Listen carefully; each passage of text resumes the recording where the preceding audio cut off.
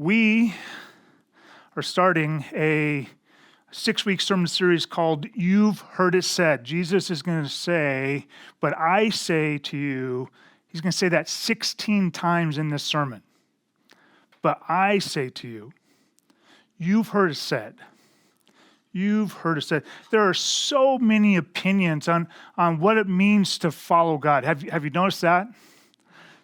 So many opinions on what it means to live for God, what it means to be Christian, what it means to be devout, whatever. However you want to have that conversation, there's so many opinions. You've probably heard it said somewhere how you should follow God, how you should honor Him, how you should live for Him. Must have been true of that time too. Must have been true 2,000 years ago. There must have been a few opinions out there because Jesus wants to set the record straight. You've heard it said, he says. So this is a 6-week series. We won't get into all the nitty-gritty. There'll be parts of this Sermon on the Mount you'll be like, I was hoping you're going to talk about that piece because I've got questions. You could always ask those questions. Dave, I do have an answer, I think, for your question, though it won't fit into the sermon today.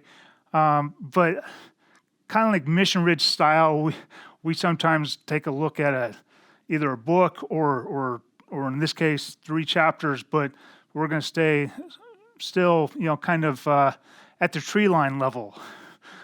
We won't be quite 50,000 feet, from Google Earth level, but we'll be at the tree line level, looking at the tops of the topography, the landscape, and noticing big themes and the larger conversation that Jesus is having with us as His disciples. This week will serve as the introduction to the sermon. We'll get into the first part of Jesus' sermon, but we'll also need to talk about context some. And to do that, we're going to use the Bible Project. Let's go ahead and go to this slide. This is a lot of data, a lot of information. You probably can't read that from here. What I have a tendency to do is go to Bible Project and watch their videos. There's 2 videos that covers all of Matthew. And 2, I will print this off on 11 by 17. That's harder to do when you don't have an office and you're mobile. I haven't quite got there yet, but I love having these up on the wall so I could just kind of stare at it. This is like a map of Matthew, and the Bible Project does an amazing job. We will post this into Slack for those of you who like to use Slack, and we'll also post the video, just the first video for this, so you can pay attention. But some things that we need to pay attention to Matthew's larger conversation. All right? He's going to present Jesus as the new David. Let's go ahead and go to the next slide. The Messiah is from the line of David. And so within the first chapter, he's going to talk about the lineage of Jesus and present Jesus as Messiah coming from the lineage of David. Now, I want you to think about how David starts his kingdom. He's anointed as king. Is he king yet? No.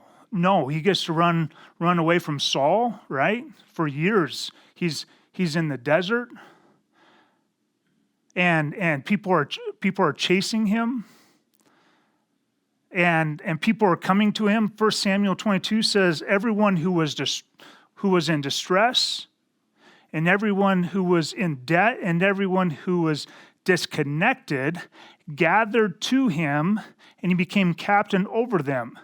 Now there were about 400 men with him. So this is David and the start of his kingdom. Tell me you don't see some connection to Jesus in the way he establishes his kingdom.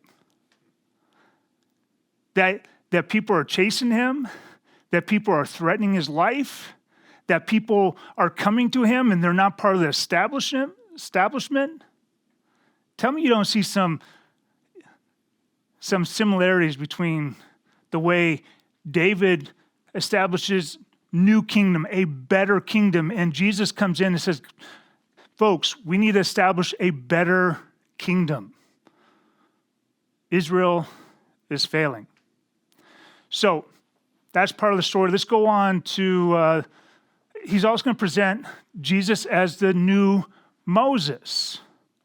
As a new Moses. Moses comes out of Egypt. He crosses the Red Sea. He goes through a baptism, as it were. Hebrews is going to talk about that. He's in the wilderness for 40 years. He goes up onto Mount Sinai. He receives the law. Jesus ends up going into Egypt. He comes out of Egypt and then goes through the baptism waters, right? Oh, wait, when he comes out of Egypt, he's in the desert for 40, he's in the desert for 40 days. Like, there's all these connections that Matthew's trying to connect Jesus to Moses, Jesus to David. In Deuteronomy 18, we see these words, the Lord your God will raise up for you a prophet like me from among you, from your countrymen. You shall listen to him. So Matthew wants us to understand that not only is Jesus the new king, he's the prophet like Moses. He's the better king, and he's the better prophet. He is the Messiah that embodies both prophet and king. So this is part of the narrative that Matthew is presenting, and he should, because this is who Jesus is. This is who Jesus is. And think about Moses and Mount Sinai. He goes up on the mountain. He meets with God. And when he comes down from the mountain, he has to teach the people how they're going to live within this kingdom. Right? What Moses receives from God that day is radically different. They're going to live radically different as a nation. Their calendar's going to be different. They have all these festivals now. Their watch, their clock is going to be different. Their day starts at sundown, while our day starts at sunrise. Their diet will be different. Their dress, the way they dress themselves will be different. The way they cut their hair is different. But the biggest difference is ethically. Israel will be ethically different, radically different. They will live radically different lives when Moses comes off of the mountain. And we got to understand that that's what's happening here in the Sermon on the Mount. Because in Matthew 5, 1 and 2, we read these words. When Jesus saw the crowds, he went up on the mountain, and after he sat down, his disciples came to him. Okay, so God's up on the mountain, and the disciples, Moses comes up, the disciples that will teach people how to live for this new king, the Son of God. Matthew is connecting these stories. This is a Mount Sinai moment. And we are to live radically different because of what Jesus is going to say in his sermon. It's the message within the message. This is what Matthew is doing with the way he tells his story. When Jesus saw the crowds, he went up on the mountain, and after he sat down, his disciples came to him, and he opened his mouth and began to teach. Now, this moment is foretold in Isaiah chapter 2.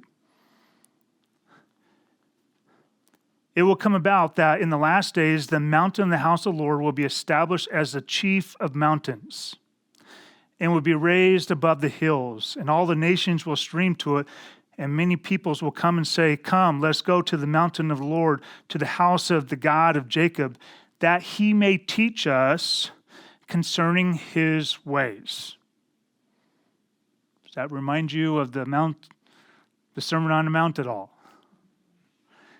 That we may walk in his paths. All the nations are going to come to this mountain, to this moment where Jesus is saying, this is how we're going to live for the kingdom.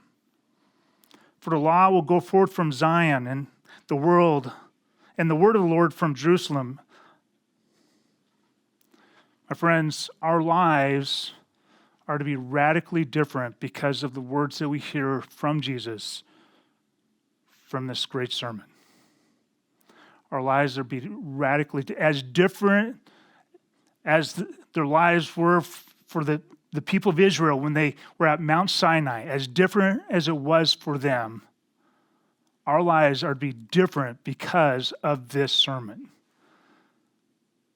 Jesus is going to communicate so many important things in the sermon. He's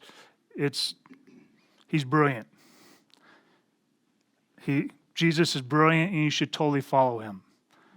That's all I got to say about that. So, let's jump into the text. Let's jump into the introduction of this great sermon. Blessed are the poor in spirit, for theirs is the kingdom of heaven. Blessed are those who mourn, for they shall be comforted. Blessed are the gentle, for they shall inherit the earth. Blessed are those who hunger and thirst for righteousness, for they shall be satisfied. Blessed are the merciful, for they shall receive mercy. Blessed are the pure in heart, for they shall see God. Blessed are the peacemakers, for they shall be called sons of God. Blessed are those who have been persecuted for the sake of righteousness, for theirs is the kingdom of heaven. Blessed are you when people insult you and persecute you and falsely say all kinds of evil against you because of me. Rejoice and be glad, for your reward in heaven is great. For in the same way they persecuted the prophets who were before you. You are the salt of the earth. But if the salt becomes tasteless, how can it be made salty again? It is no longer good for anything except to be thrown out and trampled underfoot by men. You are the light of the world. A city set on a hill cannot be hidden, nor does anyone light a lamp and put it under a basket, but under a lampstand, and it gives light to all who are in the house. Let your light shine before men in such a way that they may see your good works and glorify your Father who is in heaven. Do not think that I came to abolish the law or the prophets. I did not come to abolish, but to fulfill. For truly I say to you, until heaven and earth pass away, not the smallest letter or stroke shall pass from the law until all is accomplished. Whoever then annuls one of the least of these commandments and teaches others to do the same shall be called the least in the kingdom of heaven. But whoever keeps and teaches them, he shall be called great in the kingdom of heaven. Now this is the first 19 verses of this great sermon, and we're going to talk about one more verse, but we'll take a pause here and just take a look at what we just saw. Talk a little bit about what we just saw. Again, Jesus is establishing a new kingdom, like David. And David had the down and outers coming to him. Jesus had the down and outers, the people that didn't quite make the grade, the people that didn't quite live up to the standards, especially religiously. Jesus has invited in the prostitutes and the tax collectors. He's healed lepers. He makes the unclean clean.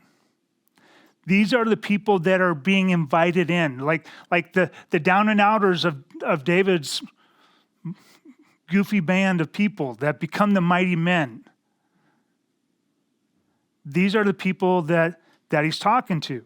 And so let's go to the next slide. And so we have this chiasm. Marty Solomon identified this chiasm. I didn't identify this myself. Marty's brilliant, and so if he says something's good to look at, I trust him. But he says, who inherits the kingdom of heaven? Those who are poor in spirit. those who are morally bankrupt, those who mourn, the gentle, those who hunger and thirst for righteousness, but they're not seeing it. Like, they want it, they wish they had it, they're not sure how to get there. But also the merciful, the pure in heart, the people that aren't hiding, they don't look really good, but they're not hiding the fact that they don't look really good. They're pure in heart. They're fumbling all over the place, but they're honest. What was the quote by Gandalf? He's a fool, but he's an honest fool. Something like that. Same thing. The peacemakers, people trying to figure it out. And he says, oh, by the way, if you can live within my kingdom, guess what? People aren't going to like it. People don't like it when the Beverly Hillbillies, they don't like it when the poor become rich. They don't like it when the outsiders become insiders. Somehow we fight against that. The established don't like it when the unestablished show up and suddenly they're moving to the front of the line. They don't like that. And persecution seems to happen out of that. Now, if there's a chiasm, that means there's a bookend. Let's take a look at the next slide. And the bookend is kingdom of heaven. This is about a conversation of what it means to be in the kingdom of heaven. And this is the part of the sermon that the disciples are like, yeah, I'm in. I was a D- student all my life, maybe an F+, but I belong here. I've never belonged anywhere in my life, but I belong here. No one's ever accepted me, but I'm accepted here.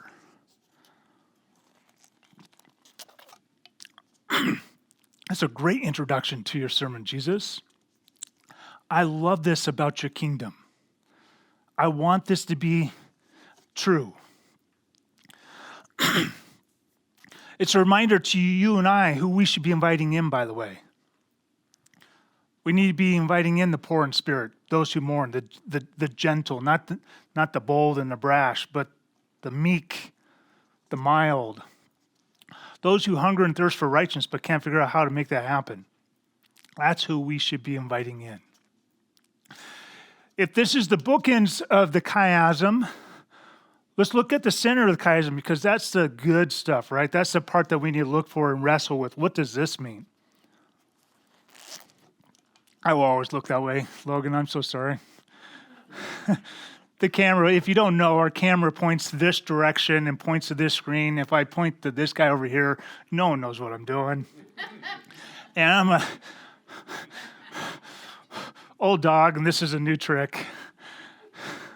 At the center of this chiasm, those who hunger and thirst for righteousness. If you hunger and thirst for righteousness, you belong in this kingdom, even if you haven't figured out how to be righteous yet. If you hunger and thirst for it, you long for it. If you're already righteous, you're not hungry for it. Right? If you're already righteous, and you're like, yeah, that's old hat. But if you long for righteousness, I don't know if you remember that moment to where your world was so upside down and you knew it. And God was as far away from you as you could possibly imagine. At least that's what it felt like. I've sat in the church pew before knowing that everybody had to know what kind of a failure I was and how broken I was and knowing what I did the night before and I was ashamed, wishing I would have made a different choice. But I wanted different. And Jesus says, if you hunger and thirst for righteousness, you're invited in. Come in. This is for you. And I don't think he whispers it. He says, this is for you. Come in. My kingdom is for you. But, my friends, who receives mercy? The merciful. In a dog-eat-dog world, in a world that likes to dominate and control and manipulate and overpower, be stronger than, be richer than, be better than. Jesus says that's not what wins in this kingdom. Mercy does. If you want to receive mercy from your Father in heaven, if you want to be part of this kingdom, you got to start doling out mercy. Mercy is the currency. This is what wins here.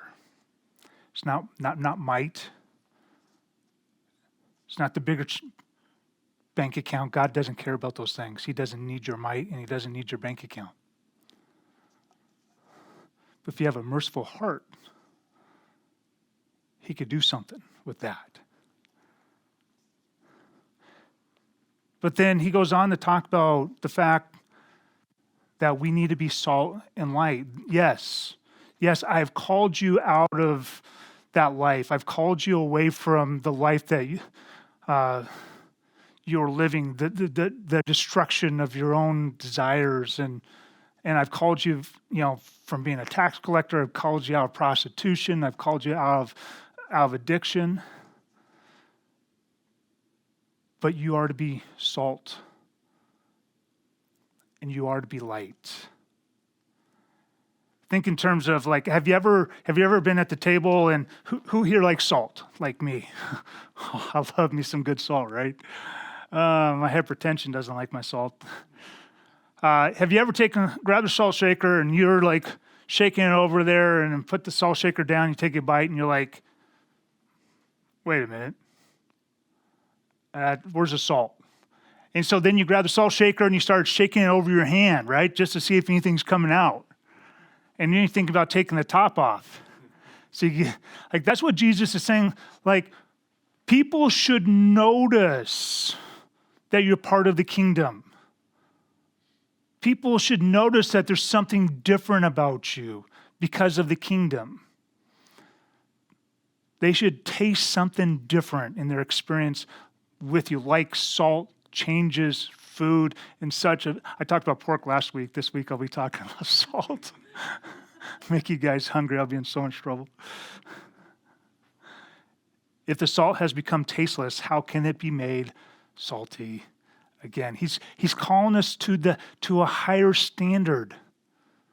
Yes, we're a bunch of misfits, but we're a bunch of misfits that are going to live out this kingdom, and we're going to do it well. The kingdom that we're replacing is, David replaced Saul's kingdom with a bunch of misfits. They became mighty men. We are to become the mighty men of Jesus, starting out a bunch of misfits,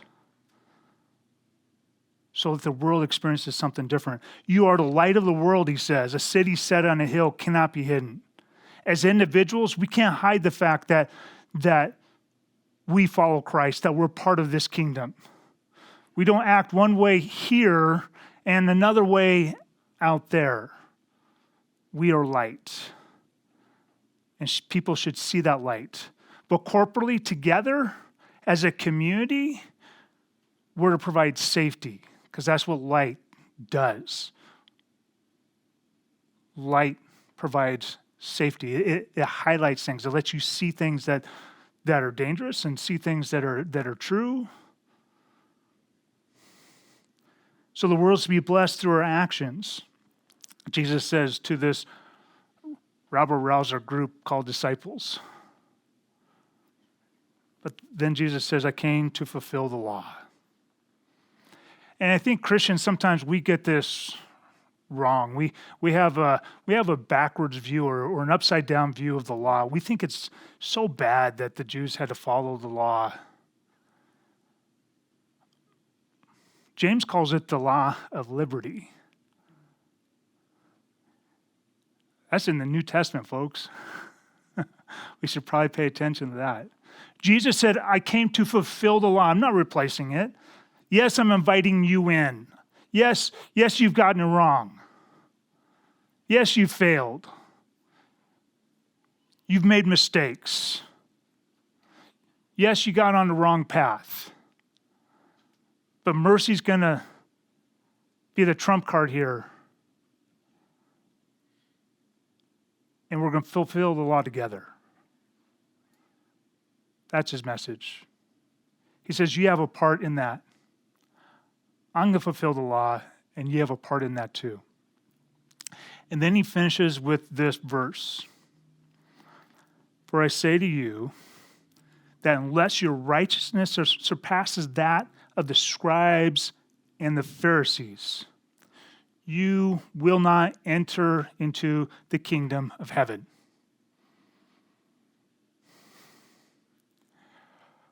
I told you at the beginning of this introduction, the disciples are like, yeah, we're invited in. And when Jesus gets to this statement, unless your righteousness surpasses that of Mother Teresa, unless your righteousness surpasses that of Billy Graham, how are we doing? You will not enter into the kingdom of heaven. We liking this sermon? 20 verses in. How's this feeling, folks? And we're just at the introduction. We're just at the introduction. For I say to you, unless your righteousness surpasses that of the scribes and Pharisees, the scribes and the Pharisees get a bad rap. These folks tried. Coming out of Babylon, they created a teaching system. They created synagogue, which is for the children, and their children were memorized the first 5 books of the Bible. Raise your hand if you've had your children memorize the first 5 of anything of the Bible. Not me. Like the first 5 books of the Bible, Jesus wept is my best memorized verse right now. I'm losing it. I've had longer verses, but the scribes and the Pharisees, they fasted twice a week. They tithed everything that grew in their garden. The smallest of herbs, they tithed it, like, this is yours, this is mine. They fasted twice a week. They made their children memorize the first 5 books of the Bible. That was their education system. And if our righteousness doesn't surpass theirs, we are not getting into the kingdom of heaven. Oh my Lord. That's a problem. I hope that you feel that, because I know the disciples did. So 2 things I want to say about this. One is that our righteousness will never be enough for us to get into heaven. You know, every religion, major religion out there, requires you to do. It's performance-based. Judaism has 613 laws. They didn't. The ancients didn't think that was enough, so they expanded that to 3,000 laws to explain the 613 laws. Maybe you've worked for someone like that or had a sibling that would take 600 laws and expand them to 3,000. They're fun to work for, aren't they?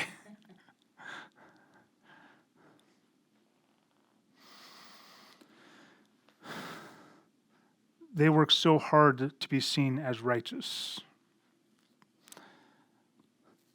But Jesus' grace says, I choose you. See, mercy and grace has always been part of the kingdom. Always been part of the kingdom. In Ephesians 2, it says, for by grace you have been saved through faith, and that not of yourselves. It is the gift of God, not as a result of works, so that no one may boast. Our ability to enter the kingdom is not based upon our righteousness exceeding someone else's righteousness. It's based upon us receiving the righteousness of Christ. That, my friends, is good news. We are not being graded on a bell curve. I've failed at more bell curves than I care to admit. The classes that I learned the most in college are the ones that I failed the hardest. And my report card still says an F. It is by grace that you are saved through faith. That's what this kingdom is built on mercy. This kingdom is built on grace. But there's another reality to this statement that Jesus says, and that unless your righteousness surpasses that of the scribes and Pharisees, there's another thing that we need to consider here. See, his grace says, I choose you. But his truth says, I chose you to be salt and light. I chose you to fulfill the law. Through Christ, we can do that. Now, I quoted you Ephesians 2, 8, and 9. Let's look at Ephesians 2:10. For we are his workmanship, created in Christ Jesus for good works, which God prepared beforehand that we would walk in them. See, we have good works to live out because we're not fighting to get into the kingdom. We are not working to get into the kingdom. We're just working because we're part of the kingdom. We're working because we're already in. We're not trying to prove that we belong. We're just living out the kingdom values and we're inviting other people. We need mercy, so we need to show mercy.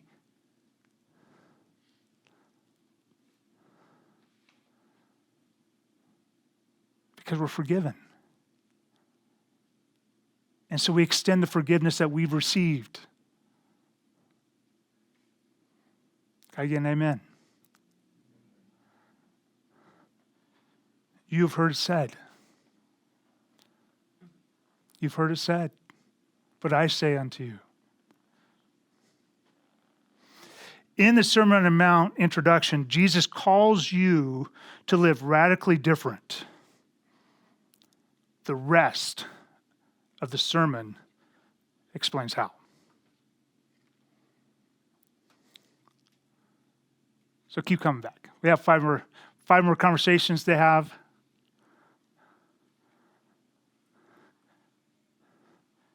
You are called to live radically different. Jesus is going to tell you how. Just know that mercy is a key ingredient. We've received mercy, and we are to give mercy.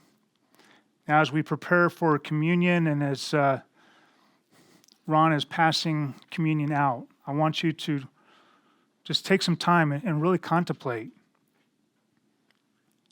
how have I handled mercy this week? How much mercy have I extended? Have I been salt? Have I been light? Have I been seeking to live out the law so that others can be invited in too? So others will be drawn to what Jesus is doing. Let's take a moment and consider our part in this sermon.